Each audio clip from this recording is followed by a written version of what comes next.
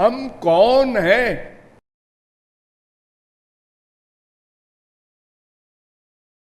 आपको ये प्रश्न सुनकर कुछ आश्चर्य अवश्य होगा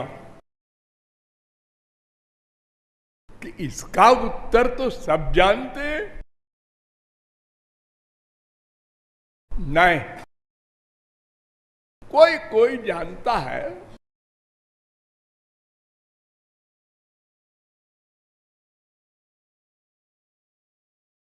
करोड़ों में कोई जानता है।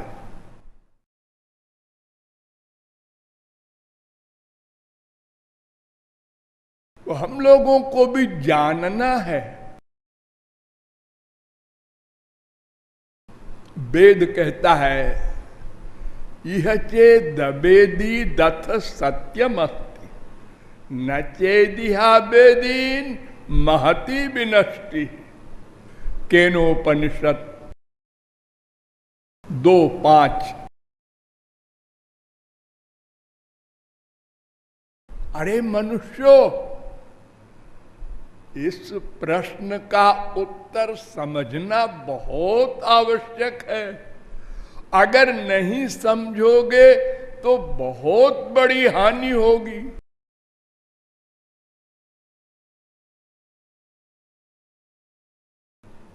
क्या हानि होगी? यह चेदशकद्बोद्धुम प्राक् शरीरस्य विस्रसा तथा सर्गेषु लोकेषु शरीरत्वाय कल्पते। कठोपनिषद 2:3-4। अगर इस प्रश्न का उत्तर नहीं समझोगे तो सर्गेषु करोड़ों कल्प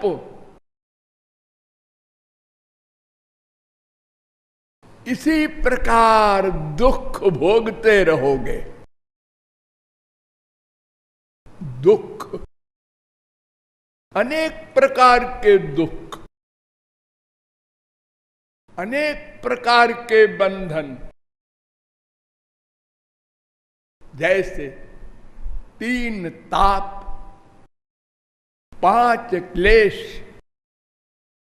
5 कोष, 3 शरीर, 3 गुण, 3 कर्म, अनेक प्रकार के शारीरिक मानसिक सब प्रकार के दुख करोड़ों कल्प भोगना पड़ेगा। ये मानव देह सदा नहीं मिल जाएगा। एक कल्प कितना बड़ा होता है? 4 अरब 29 करोड़ 40 लाख 80 हजार वर्ष का एक कल्प।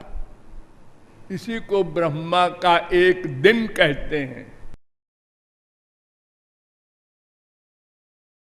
ऐसे करोड़ों कल्प, एक कल्प नहीं। वेद कह रहा है सर्गेषु, बहुवचन। जानना है। देखिए, संसार में 2 प्रकार के तत्व दिखाई पड़ते हैं। एक जड़, एक चेतन। एक एक शब्द पर ध्यान दीजिएगा। तीसरा कोई तत्व कहीं नहीं दिखाई पड़ता, अनुभव में आता। जड़ तत्व क्या? पृथ्वी, जल, आग, ये सब जड़ है ना। इसमें कोई ज्ञान शक्ति नहीं है, चेतना नहीं है। और चेतन ये तो तमाम आप लोग देख रहे हैं, मनुष्य, पशु, पक्षी, कीट, पतंग सब चेतन है। चलते फिरते, देखते, सुनते, सूंघते, रस लेते, स्पर्श करते, सोचते, डिसीजन लेते।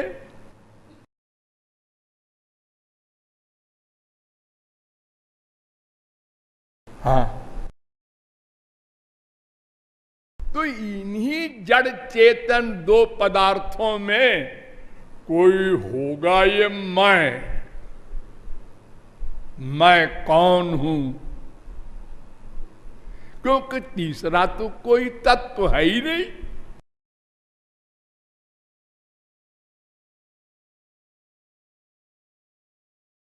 तो जब तक हम जीवित हैं तब तक कोई मनुष्य कहता है, कोई रामदेव कहता है, हाँ, और जब मर जाता है कोई तो क्या कहता है, रामदेव चला गया। और उसका शरीर है, हाँ, सब इंद्रियां भी हैं, हाँ, दिख तो रहा है। फिर कौन चला गया? वो चेतन चला गया और जड़ पड़ा है। इसका मतलब हम दो हैं, एक चेतन हम, एक जड़ हम। यानी शरीर जड़ है और इसमें कोई चेतन है। जब तक वो था तो शरीर भी चेतन था और वो तो था ही। और जब वो चला गया तो शरीर जड़ हो गया, माने अपने ओरिजिनल रूप में आ गया। शरीर ने ये हमको ज्ञान कराया कि देखो, तुमने अब तक हमको चेतन माना था, मूर्खराज, मैं जड़ हूं।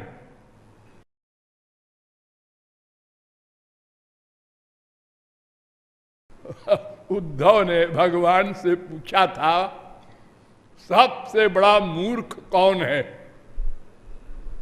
तो भगवान ने उत्तर दिया था, मूर्खो देहाद्यहम बुद्धि। 11:19-42। सबसे बड़ा मूर्ख वो है जो अपने को देह मानता है। ये देखते हुए आंख से अंधा है। रोज लोग मर रहे, चेतन निकल रहा है और जड़ पड़ा है, फिर भी ज्ञान नहीं। और अपने को देह मान रहा है। बाकी जब बचे हुए लोग,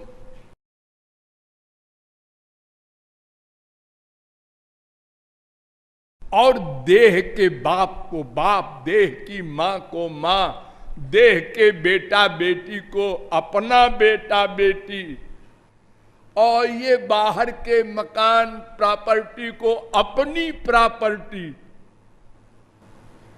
ये सब मान रहा है। क्या प्रमाण? उसके छिन जाने पर रोता है। क्यों रो रहे हो?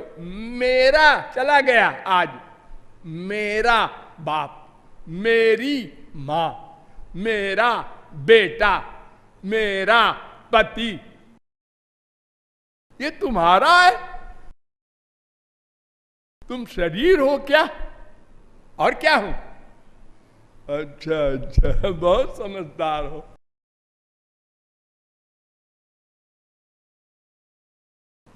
तो हम लोग इतने बड़े मूर्ख हैं कि दिन रात देखते हुए भी अपने को देह मानते हैं। और जबकि फैक्ट देह जड़ है, इसमें एक चेतन आया है, उसको जीव कहते हैं। वो जीव माने जो स्वयं जीवित रहे और दूसरे को भी जीवित रखे। ये जीव स्वयं भी जीवित है और शरीर में जब तक है शरीर को जीवित किए है, और जीव जब गया तो शरीर अचेतन हो गया, जड़ हो गया, सड़ गया। और ये बात मान लिया हम लोगों ने, ये भी कमाल देखो। अब कोई स्त्री नहीं मानती उसको पति, अगर पति मानती तो घर में रख लेती है। कहां ले जा रहे हो? जलाने। दिमाग खराब है, मेरा पति है, जलाने। वो तो चला गया माता जी। अरे लेटा है, चला कहां गया? क्या लोग कहते हैं कालिदास एक मूर्ख थे, हम तो उनसे हजारों गुना बड़े मूर्ख हैं। ये सब देख रहे हैं। और गधे की अकल से समझो, एक कमरा है, उसमें अंधेरा है, हमने बाहर से दीपक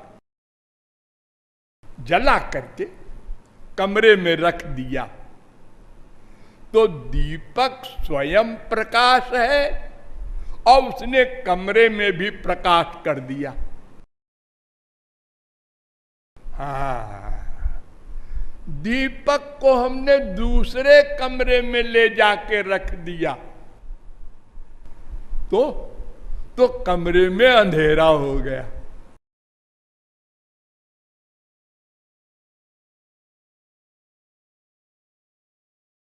ऐसे ही ये जीव है, बाहर से इस शरीर में मां के पेट में आया और फिर चला गया। तो क्यों जी? जो चला गया यानी मर गया, शरीर छोड़ गया, यूं कहो, वो मैं है। अब तो समझ में आ गया। नहीं, वो भी मैं नहीं है। क्यों? इसलिए कि जब ये जाता है जीव बाहर तो अकेले नहीं जाता। सयदा अस्मात् शरीरात् उत्क्रामति सहै वै तैः सर्वैः उत्क्रामति। कौशिकी उपनिषद 3-4।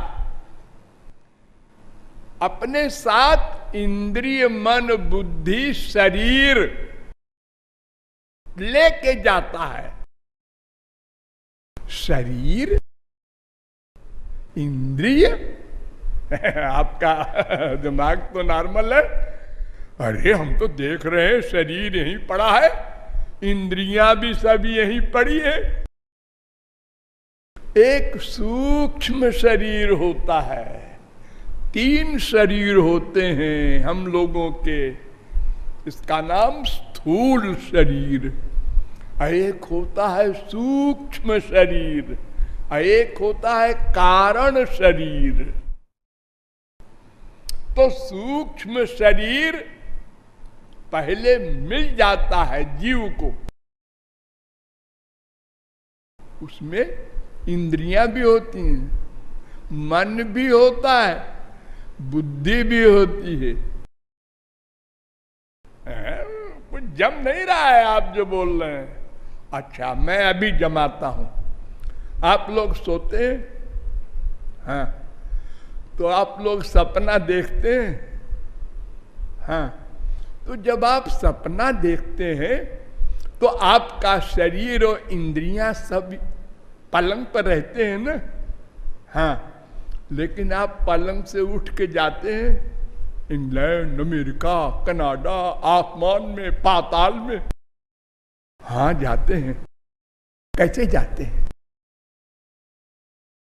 देखते भी हैं आप सपने में? हाँ जी, बिल्कुल ऐसे ही जैसे यहां पर देख रहे हैं। सुनते भी हैं। हाँ हाँ, रसगुल्ला भी खाते होंगे कभी कभी। हाँ हाँ, और कभी मार भी खाते होंगे। अरे बहुत मार खाते हैं। और कभी कभी मर भी जाते हैं सपने में।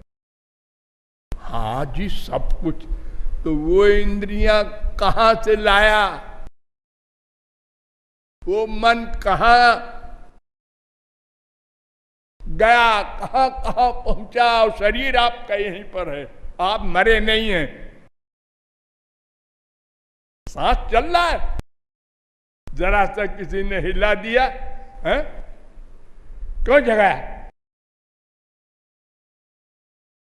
हाँ, तो इसलिए जब हम शरीर छोड़ते हैं तो हमारे साथ शरीर, इंद्रियां, मन, बुद्धि साथ जाते हैं। इसलिए केवल मैं वो नहीं है।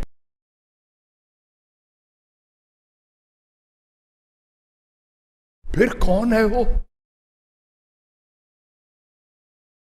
महाप्रलय जब होता है तो महाप्रलय में सूक्ष्म शरीर भी नहीं जाता, क्योंकि सूक्ष्म शरीर प्रकृति का सामान है, माया का है। ये मन, इंद्रियां सब माया के बने हैं। तो भगवान के राज्य में माया नहीं जा सकती। माया का साम्राज्य ब्रह्मांड के अंतर्गत है।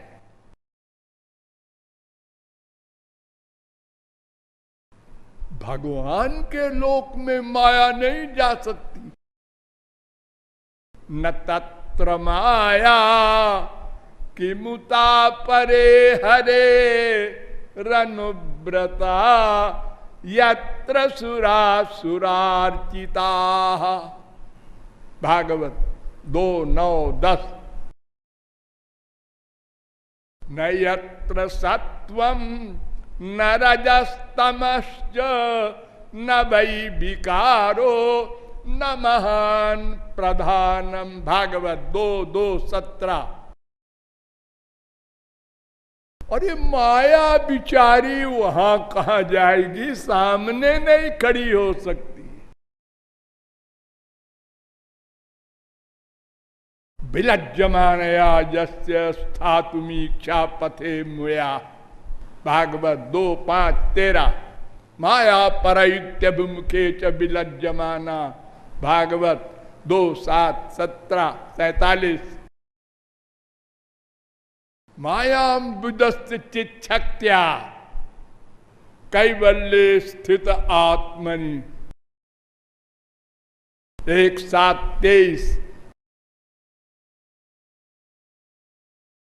वो कारणार्णों में, भगवान के महोदर में केवल जीव अपने संस्कारों को लेकर जाता है, रहता है, पेंडिंग में पड़ा रहता है। महाप्रलय में वहां सूक्ष्म शरीर, मन, बुद्धि कोई नहीं जाते। तो वो जो कारण अर्णव में, भगवान के महोदर में जीव गया महाप्रलय में, वो है मैं। बाकी जो उसके नीचे वाले सूक्ष्म शरीर से युक्त इंद्रिय, मन, बुद्धि, अथवा स्थूल शरीर से युक्त इंद्रिय, मन, बुद्धि, ये सब मैं नहीं। ये मैं से युक्त है। केवल मैं नहीं है।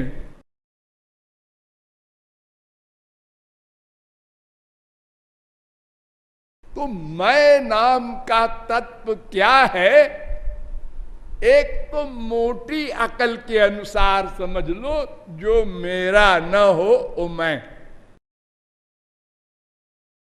मेरा, ये मेरा मकान है, लिखा पड़ी है।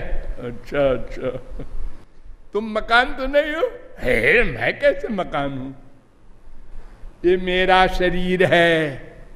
अच्छा अच्छा, तुम शरीर नहीं हो? नहीं, अब मेरा है तो फिर मैं कैसे हो जाऊंगा?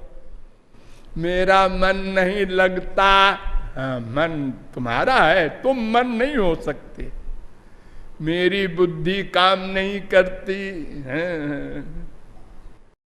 ये जहां जहां तुम मेरा लगा रहे हो वो मैं नहीं हो सकता, क्योंकि वो संबंध कारक है।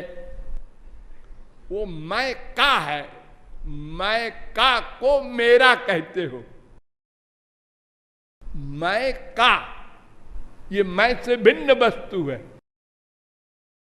तो जहां तक तुम मेरा मेरा बोलते हो वहां तक तुम मैं नहीं हो। जब सब मेरा खत्म हो जाए वो तुम हो मैं। लेकिन क्या हो ये जानोगे किससे? जानने का जो मैटर है वो सब मैं के नीचे है, यानी माइक है।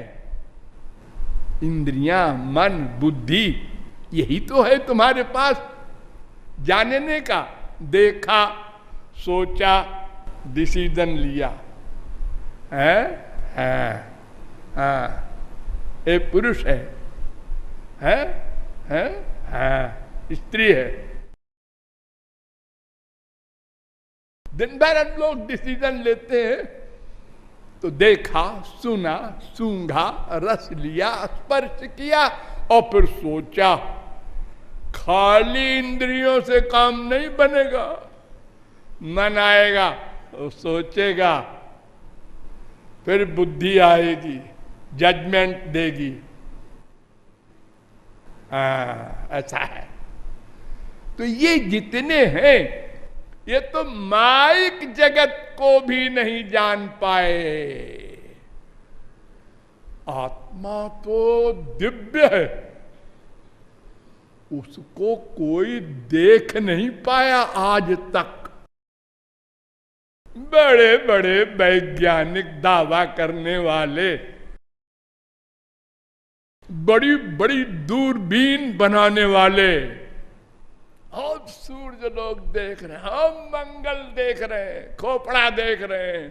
अरे मैं को देखा कभी? सब बैठे हैं और मैं चला गया। किधर से गया जी?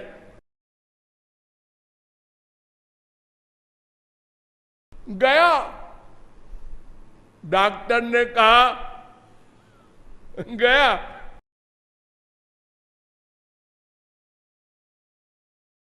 इतना सूक्ष्म है मैं कि किसी यंत्र से कोई नहीं देख सका, न देख सकेगा, तो जानेगा कैसे?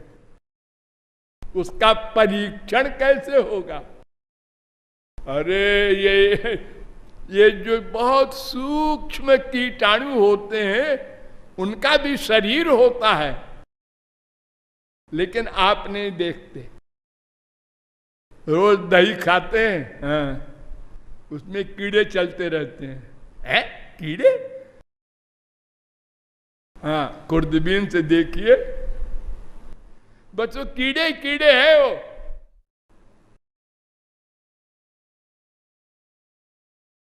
तो हो सकता है घृणा हो जाए आपको दही खाने से। हम कीड़ा खाते हैं रोज। बहुत से ऐसे जीव हैं, उनका इतना सूक्ष्म शरीर है जिन आंखों से आप नहीं देख सकते। लेकिन आत्मा को, उसके लिए दुनिया में न कोई खुर्दबीन बनी है न बनेगी। न तो दुनिया में कोई बुद्धिमान पैदा हुआ था न होगा जो मैं को जान ले बुद्धि से, आइडिया से। आइडिया, ओ धुआं निकल रहा है, वहां आग है, आइडिया कहते हैं इसको।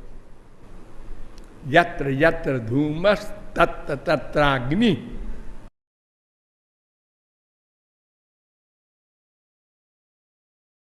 लेकिन यहां आइडिया काम नहीं देगा, न प्रत्यक्ष न अनुमान। तो तीसरा प्रमाण है शब्द प्रमाण।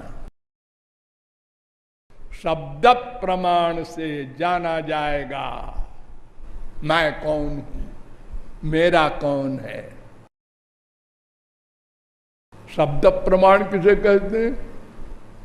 शब्द प्रमाण माने ऐसा प्रमाण जिसके शब्द पर कोई डाउट न हो।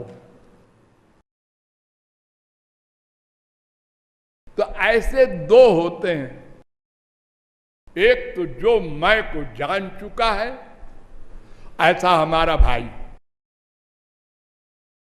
जिसको हम संत महात्मा महापुरुष कहते हैं, और एक सुप्रीम पावर भगवान। ये दो पर्सनैलिटी ऐसी है जो मैं को जानती है।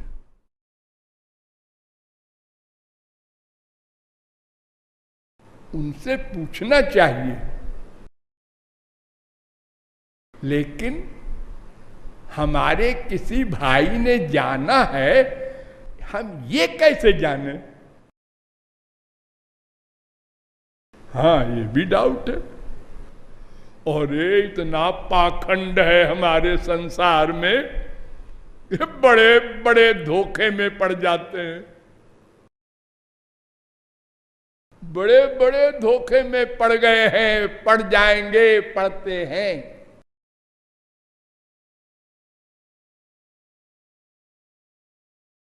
तो फिर हम उनका विश्वास कैसे करें कि ये मैं को जानता है? इसलिए हम उनसे भी दूर रहें। फिर कौन बताएगा मैं कौन? शब्द प्रमाण दो प्रकार का होता है, एक नित्य अनादि और एक सादि। सादि होता है महापुरुषों का। एक दिन वेदांत बना, एक दिन सांख्य बना, एक दिन मीमांसा बना, एक दिन भागवत बनी, एक दिन रामायण बनी। लेकिन वेद नित्य है, अनादि है।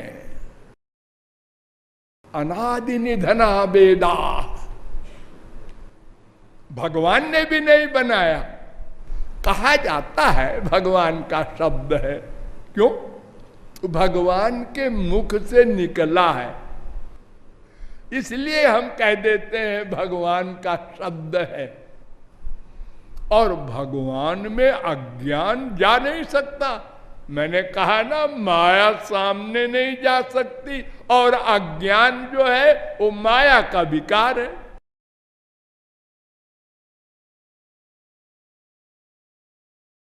तो भगवान की वाणी है, यह भी कहा जाता है। लेकिन फैक्ट क्या है? जाकी सहज श्वास श्रुतिचारी। भगवान सो रहे थे गहरी नींद में, और वेद प्रकट हो गए, मुख से निकल गए श्वास से। नाभि से ब्रह्मा निकला, ब्रह्मा के सामने वेद प्रकट हो गए। हमको पढ़ो, समझो।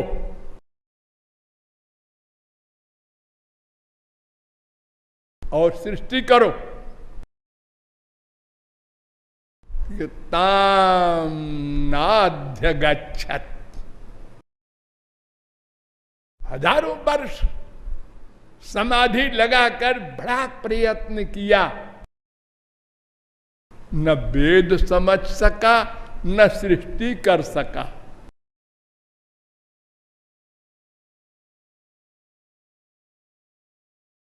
ताम नाध्य गच्छत 2:9-5 भागवत। तो भगवान ने कृपा की और तेने ब्रह्म हृदय आदि कवये,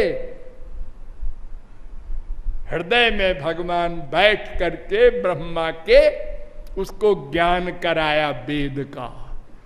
ऐसी वाणी है वेद वाणी, अनादि नित्य, पुंदोष शंका पलंक कलंक से सर्वथा असंस्पृष्ट। आदमी में, मनुष्यों में जो 4 दोष होते हैं वो वेद में नहीं है।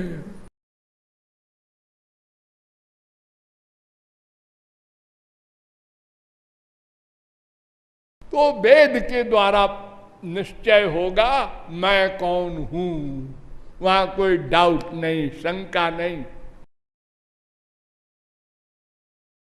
वो विनिर्गत वाणी है। 3 प्रकार की वाणी होती है, विनिर्गत वाणी, स्मृत वाणी और कृत वाणी। मायाबद्ध जीव जो आइडिया से लिखता है बुक, वो कृत वाणी है। उसमें कुछ सही भी होता है, हो सकता है, और कुछ गलत भी हो सकता है, क्योंकि वो तो परिपूर्ण ज्ञान वाला है नहीं। आइडिया से लिख रहा है। तो महापुरुषों का जीवन चरित्र जिन लोगों ने लिखा है, और माइक बुद्धि वाले, वो सब गलत लिखा है उन लोगों ने। क्यों? उनको अनुभव तो हुआ नहीं था इस उस क्लास का। अब पुस्तक लिख रहे हो, हमारे गुरुजी ऐसे थे, ऐसे थे, ऐसे थे। वो का लिखना सही है, हो ही नहीं सकता।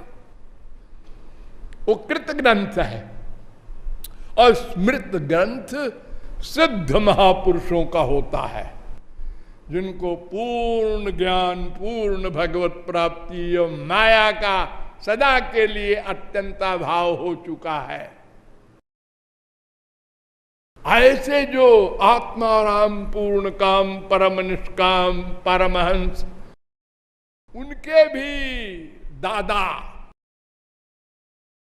महापुरुष है परमहंस। तो एक सन्यास की अवस्था का नाम है। परमहंस कोई सर्वज्ञ नहीं हुआ करता। 4 प्रकार के सन्यासी आश्रमोपनिषद ने कहे गए हैं।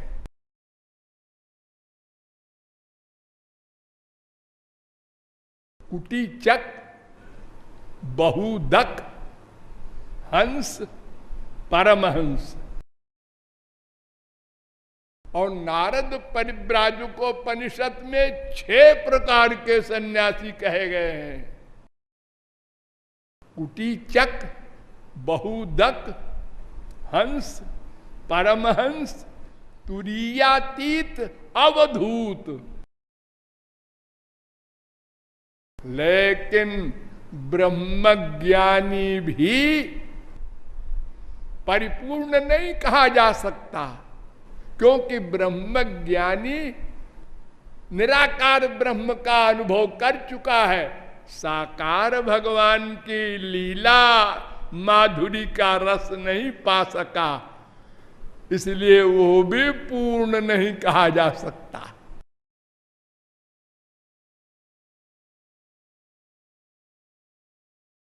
तो जो परिपूर्ण हो और ग्रंथ लिखे, जैसे वेद व्यास ने लिखा भागवत, भगवान के स्वयं अवतार। नारद जी ने लिखा नारद भक्ति सूत्र, पांचरात्र आदि। तो इन लोगों के बारे में कोई डाउट नहीं है, स्मृत ग्रंथ है, फिर भी हम डाउट कर सकते हैं। हमारी बुद्धि तो जरा कुछ ऐसी है कि हम भगवान को भी नहीं छोड़ते। रामावतार में देखो, राम पर आक्षेप कर दिया धोबी ने, कृष्णावतार पर तो हम सब लोगों ने किया था कि ये लफंगा लड़कियों के पीछे दिन भर घूमता फिरता है, इसको भगवान कहते हैं। हम सब लोग थे, क्योंकि माइक बुद्धि है, हम क्या करें, हम जाने कैसे, हम वहां पहुंचे ही नहीं। अरे वो तो बहुत दूर की बात है, एमए की पढ़ाई है, हम तो एबीसीडी नहीं है।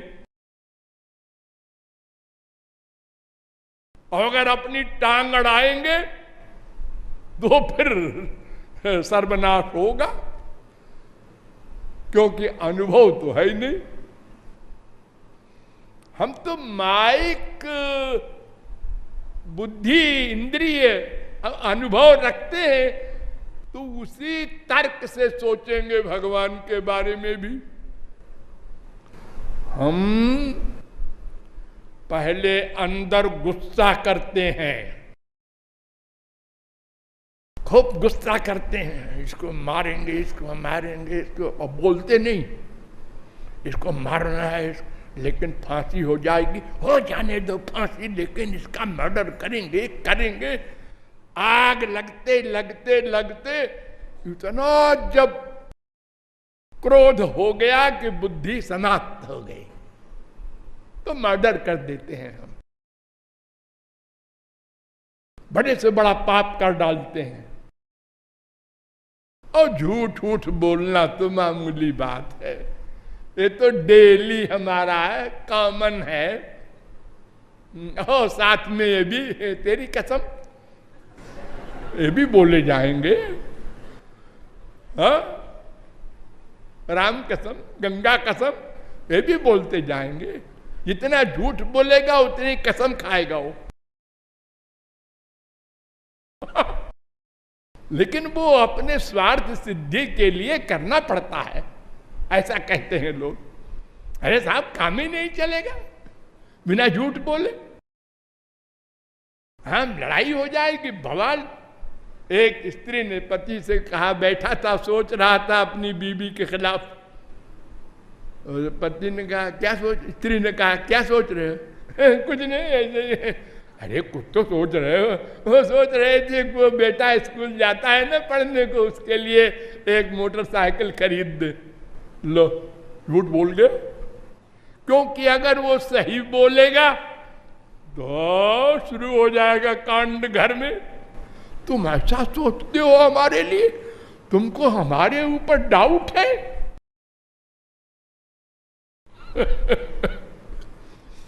तो पहले क्रोध शुरू होता है, बढ़ता है, बहुत होता है, फिर हाथ हम चलाते हैं किसी के ऊपर। और यहां अर्जुन हजारों खून करता है और क्रोध है ही नहीं। हनुमान जी हजारों लाखों ब्राह्मणों की हत्या करते हैं, लंका जला देते हैं, और सर्वत्र सीताराम को देखते हैं। ये हम नहीं मान सकते, इम्पॉसिबल। क्यों हम नहीं कर सकते ऐसा? इसलिए कोई नहीं कर सकता होगा ऐसा, वो चाहे भगवान हो चाहे कोई हो। इसलिए हर अवतार काल में हमने जो भगवान की लीलाएं देखी या संतों का देखा, तो लाभ लेने के बजाय नामापराध कर डाला, सबसे बड़ा पाप। हमसे बदतर है ये तो, इससे अच्छे तो हम हैं।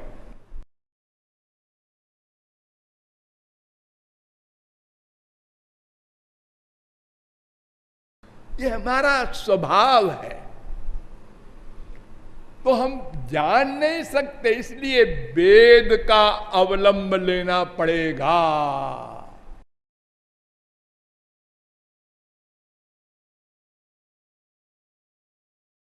और वेद को भी जानने वाला होना चाहिए।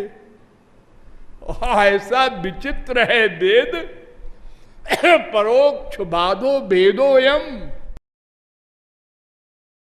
भागवत 11:3-44। क्या मतलब? ये वेद में शब्द कुछ है, अर्थ कुछ है।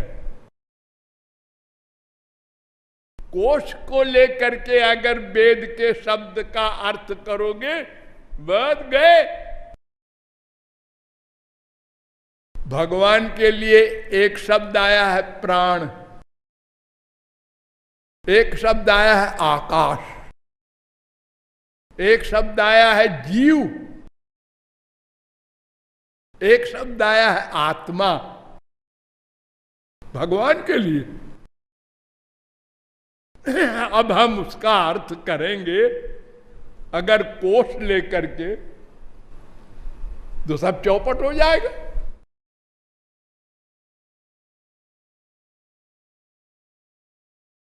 वेदस्य चेश्वरात्मत्वात् तत्र मुह्यन्ति सूरया। वेद ईश्वर स्वरूप है, जैसे ईश्वर भगवान बुद्धि से परे है, ऐसे वेद भी बुद्धि से परे है। 11:3-43। बड़े बड़े योगींद्र मुनींद्र नहीं समझ सके। वेदा ब्रह्मात्म विषया, वो ब्रह्म स्वरूप है वेद। जैसे ब्रह्म इंद्रिय मन बुद्धि से परे है, ऐसे वेद भी। और ना वेद बिन मनुते तम बृहंतम। अगर वेद को नहीं जानोगे तो न मैं को जानोगे, न मेरे को जानोगे। मेरे, दूसरा मेरा भी है ना, हमने दो बताया था ना, एक मैं, एक मेरा। ये दोनों को जानना आवश्यक है। मैं कौन, मेरा कौन? तो ये मैं मेरे का ज्ञान चेतन होने के कारण माइक मैटर से नहीं हो सकता। एक एक शब्द पर ध्यान दो। माइक उपकरण से, माइक साधन से, दिव्य साध्य मैं या मेरा भगवान, इनका ज्ञान असंभव है। इसलिए शब्द प्रमाण के द्वारा ही मैं का वास्तविक ज्ञान हो सकता है। वरना हम मेरे कोई मैं बोले जाएंगे, मैं माने जाएंगे। बड़े से बड़े बुद्धिमान रोज हम लोग क्या बोलते हैं? आपकी तारीफ, आपका परिचय, आप नहीं मालूम है आपको? आप प्रतापगढ़ के कलेक्टर हैं। कलेक्टर? अरे हम पोस्ट नहीं पूछ रहे हैं भाई, हम तो आपका परिचय पूछ रहे हैं। आप जगदीश प्रसाद, ये तो नाम है जी, है? आप मनुष्य हैं और क्या? मनुष्य तो बॉडी होती है, शरीर का नाम है। मनु से पैदा हुए हैं हम लोग, इसलिए मनुष्य कहलाते हैं। ये तो हमारा है, मेरा है। मेरा नहीं पूछ, हम तो इनको पूछ रहे हैं। इनका परिचय, इनका का परिचय नहीं। इनका शरीर है, उनका परिचय आप दिए जा रहे हैं बार बार। इनका परिचय बताइए, नहीं जानते ना? तो फिर आपको पागल खाने में रहना चाहिए। क्या बकते हो? अरे बक नहीं रहे हैं जी, बोल रहे हैं। अरे तो हम पागल खाने में तो है। ये भगवान का पागल खाना है। जितने मैं को नहीं जानते उन सब के लिए इतना बड़ा पागल खाना भगवान ने बनाया है माया के द्वारा। जैसे संसारी पागल खाने के पागल से कहो कि तुम पागल हो तो वह हंसेगा। हाँ, समझ गए तुम पागल हो, वो तुम्ही को पागल कहेगा। एक बार हमारे देश के प्रथम प्राइम मिनिस्टर पंडित नेहरू गए जेल में देखने कैसा इंतजाम है। तो पागल खाने में गए तो वहां सब अजीब अजीब हरकतें कर रहे थे पागल लोग, और उनका इंचार्ज एक था पागलों का। तो उसको बुलाया नेहरू ने और कहा कि तुम्हारा क्या नाम है? नाम बता। कहाँ रहते हो? कितनी योग्यता है? क्या पढ़ा है? सब ठीक ठीक जवाब दिया। नेहरू ने जेलर से कहा इसे क्यों बंद कर रखा है? ये तो अच्छा भला आदमी है। तो अब बेचारा डर गया जेलर। तो पंडित नेहरू का तो गुस्सा बड़ा तेज था कि हम तो गए सर्विस से, ये कह रहे हैं कि इसको क्यों बंद कर रखा है, तो अच्छा भला आदमी है। तो उसने पागल ने कहा पंडित नेहरू से आपकी तारीफ। तो उन्होंने कहा मैं पंडित नेहरू हूं प्राइम मिनिस्टर। तो उन्होंने कहा ठीक है ठीक है, वो जो सामने के कमरे में है ना वो अपने को महात्मा गांधी कहता है, उसी में तुम भी चली जाओ। तो जेलर ने कहा हुजूर सुना, ये ऐसा पागल है, ठीक रहता है फिर पागल हो जाता है। अब इसको हाफ मैड कहो या 3/4 कहो, ये ऐसे ही पागल है। तो उसी प्रकार के हम लोग हैं, कभी कभी अच्छी बात भी करते हैं। अब इस समय आप लोगों को कोई देखे तो क्या कहेगा? कोई पागल नहीं है इनमें, सब भगवान की भक्ति कर रहे हैं, कीर्तन कर रहे हैं, भजन कर रहे हैं, किसी के प्रति कोई गंदी भावना नहीं कर रहा है, किसी की कोई चोरी नहीं कर रहा है, न कोई झूठ बोल रहा है। सब आपस में देखो तो सब हिसाब महापुरुष बैठे हैं। और अगर इसी में से किसी ने जरा सा यूं कर दिया धक्का, आ गया वो अंदर बैठा था। वो अंदर बैठा ताक में था कि जरा सा कुछ मामला मिले और हम आ जाए सामने। हाँ? तो पागल हो गए हम तुरंत। एक बहुत बड़ा कलेक्टर, कमिश्नर, गवर्नर, उसको उसने डांटा अपने चपरासी को, तू देर में आता है रोज। उसने कहा हुजूर बुरा न माने, आप तो और देर में आते हैं।